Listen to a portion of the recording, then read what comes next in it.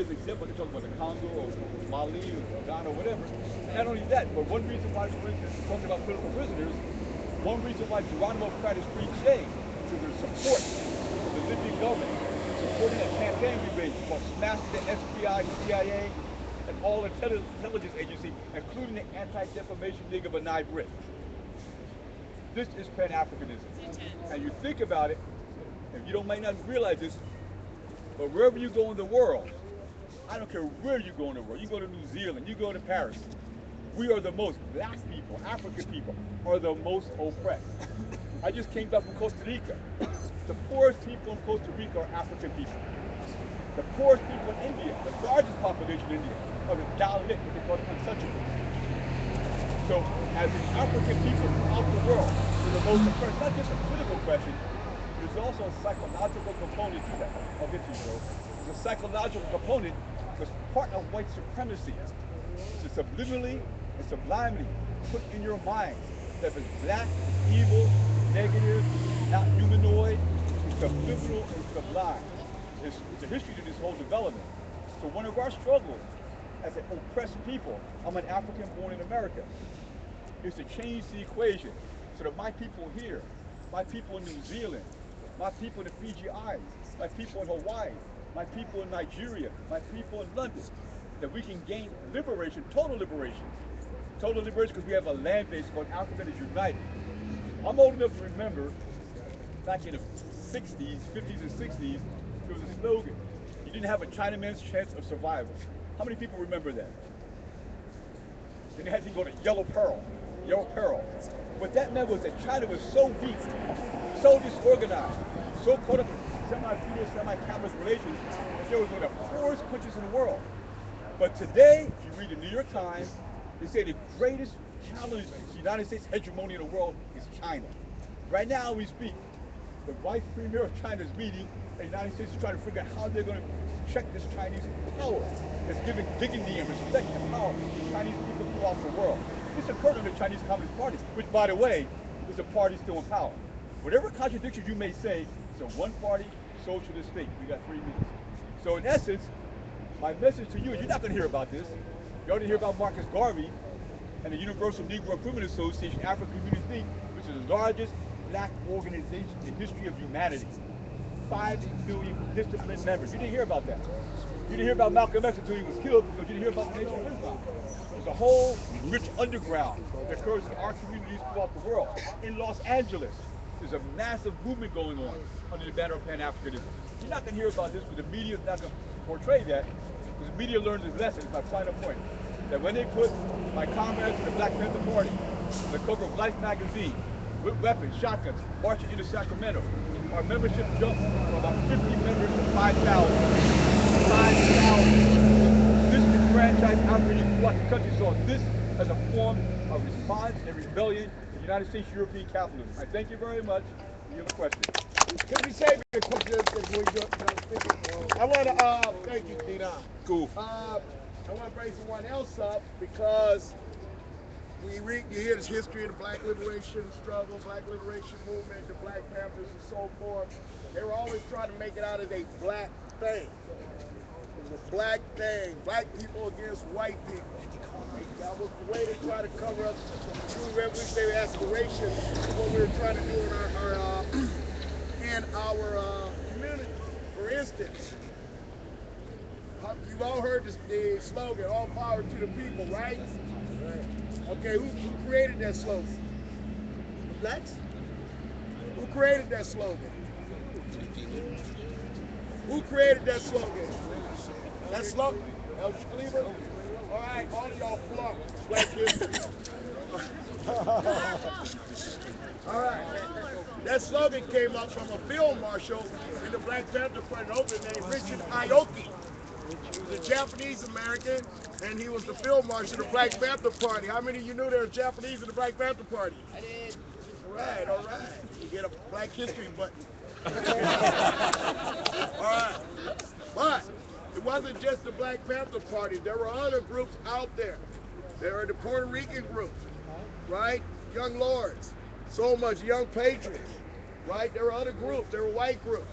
One of the groups that supported the work of the Black Panther Party on their campuses and in their communities was the Students for Democratic Society. How many of you heard of them?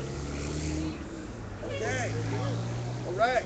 So our next speaker was a member of the Students for Democratic Society. He has been my comrade for the last 20 years or so. Like a relic of him. For about 20 years he's been involved in all the major activities and struggles in the city of Los Angeles and across the country.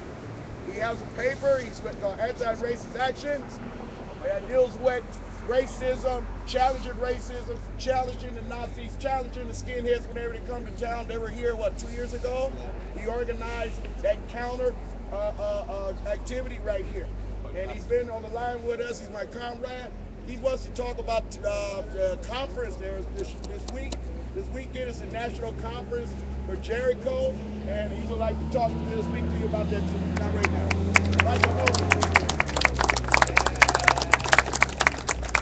I will speak about that. The Jericho Amnesty movement is about 14 years old now, and we reconstituted a chapter here in Los Angeles about a year and a half ago under the leadership of the Black Riders Liberation Party.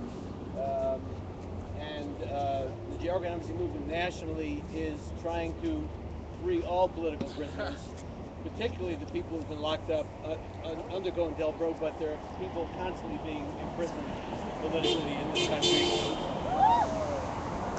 General Taco, for example, of the Black Riders Liberation Party, some of us marched over to his hearing at the court by the Twin Towers because they were trying to put him back in the state prison.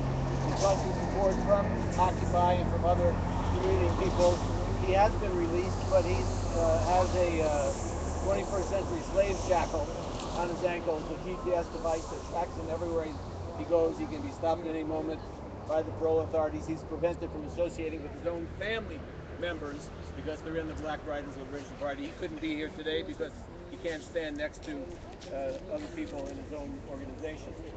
So Jericho Amnesty Movement is having a national meeting here in Los Angeles this weekend, and there are several public activities that are part of that. This evening, we passed out some flyers. There's a cultural, political event starting at 7, which includes the Aztec dancers, Danza Cuarteto, a group called Son Real, which plays jarocho music. Jarocho music is basically Afro-Mexican music from the Caribbean coast of Africa, in the Venezuela, the Veracruz area. Hector Rivera, who's a slam poet, Puerto Rican, former grand jury resistor himself.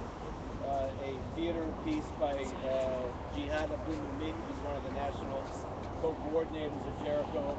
There's a one-man theater piece about prison and violence and the role it plays in people's lives.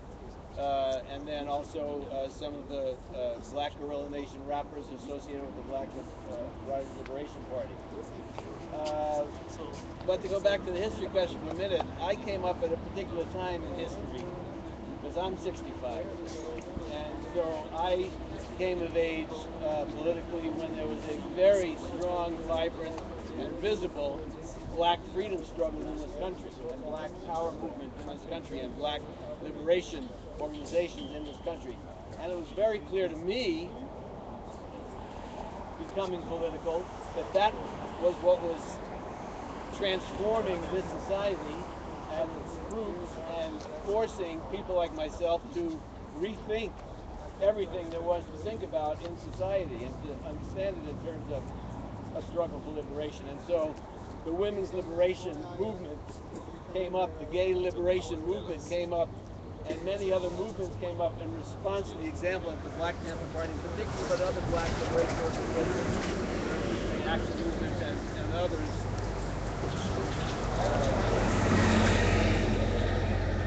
Dodge Revolutionary Union Movement. I don't know if people have heard of DRUM.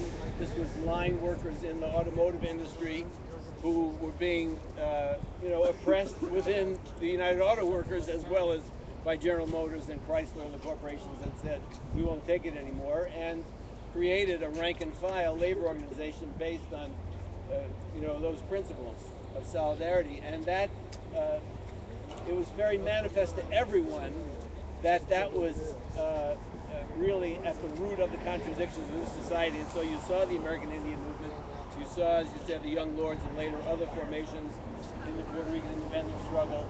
And globally, there were Israeli Black Panthers, there were Polynesian Black Panthers connecting to the Black Panther Party, reprinting their literature, communicating on a global level at a time when we did not have the internet or Twitter or any of those mechanisms. It was word of mouth and sending newspapers.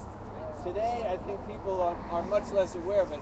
Occupy, I think, sort of felt like it sprang out of nowhere, but that's not the case. And so when people talk, the brother talked about Oakland, there's a reason why the struggle in Oakland is more advanced, and the consciousness in Oakland is more advanced, is because there's a history, a living history of struggle and resistance in Oakland that's been manifesting itself for decades since the Black Panther Party arose there, but in particular the struggle around Oscar Grant and other struggles that took place in Oakland against police abuse with peace people in the street.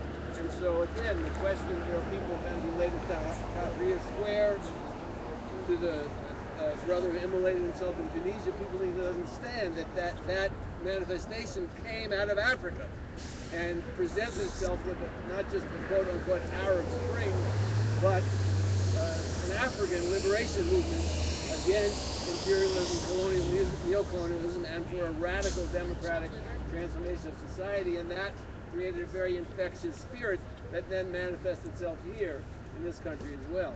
And so I think it's really important for people to understand that phenomenon and the importance of the Black freedom movement, the Black liberation struggle today, forces like the Black Riders Liberation Party, and you need to understand that their actual physical presence on the street and survival is practically miraculous. I mean, I've been working with them for over a decade, and every single year they've been attacked by the police. Some of their members have been killed here in Los Angeles. They had a house in San Bernardino County, and they were attacked by the FBI, the San Bernardino Sheriffs, the LA Police Department, LA Sheriffs, with armored personnel carriers. And they had sealed off a 4-block radius around their home in order to try to carry out an attack on them, hoping to create an armed confrontation which they could kill them, the way they did the Panthers. And they did not succeed in that, but they kidnapped some of the children and separated family members. And they've done this repeatedly over and over again.